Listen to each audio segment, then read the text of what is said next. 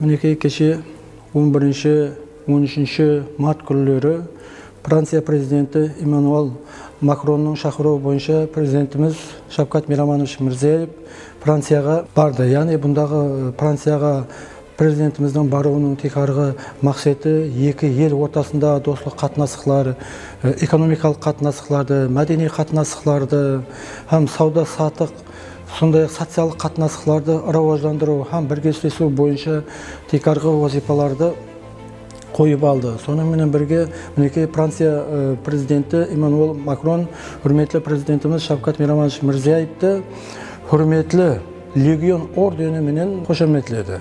Яғни бұндағы текарғы мақсат президентіміздің екі ел ортасындағы достық байланыстарды рауаждандыру, сауда-саттық қатынастықтарын рауаждандыруда һәм бірге істесуді алып барудағы қызметлері үшін екенлігі атап өтілді. Бұл орденнің текарынан 1802 жылы Францияда көркемдестірілген һәм текарына сондай құрметті байланыстарды түзетудің шақсыларға берілуі хақында һәм Франция президенті бұнда атап өтті. Сонымен бірге мінекей мемлекетімізде Өзбекстан Республикасының һәм Франция мемлекетінің ортасындағы байланыстарды, сауда-саттық байланыстарды, рухи мәдени байланыстарды күшейту мақсатында президентіміз Өзбекстан Франция инвестиция кеңесін көркемдестіруді һәм алға қойды, һәм бұның бірінші форумын июнь айында Ташкент қаласында өткізуді мәселе етіп қойды, һәм бұған Өзбекстан Республикасының бас министрі басшылық ететіғылығы һәм атап өтілді.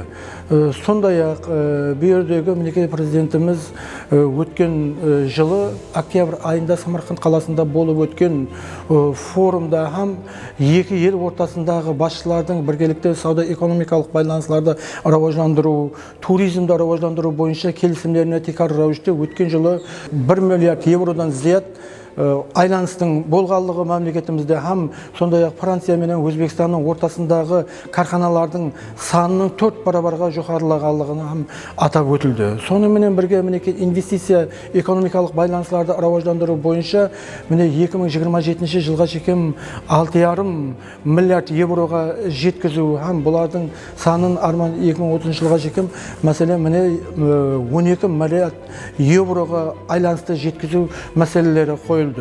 Һәм мәдени байланыстарды түзу бойынша Францияда Советский музейінің экспонатларының ашылуы, реставрация істерін әмелге асыруы бойынша һәм келісіп алып, Өзбекстан менен Францияның ортасындағы мінекей мәдени рухи қатынастықтарды рауаждандыру мақсатында мінекей Өзбекстанда Францияның мәдениет мирасы уәкілханасын ашу мәселесін һәм алға қойды.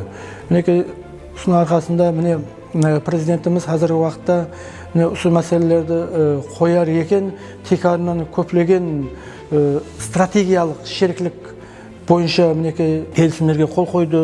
Бұнда текарынан бір қанша декларациялар, баяндамалар түзілді. Бұлар мәселе ең бірінші нәубетте сауда-экономикалық байланыстарды, инвестиция финансылық байланыстарды, рухи байланыстарды, мәдени, тарихи, кино тарауындағы байланыстарды әмелге асыру һәм сонымен бірге алып қарайтын болсақ туризм қатынастықтарын рауаждандыру бойынша бір қатар декларацияларға қол қойылды һәм бұлардың келешекте әмелге асырылуы бойынша екі ел ортасында стратегиялық ережелер түзілді.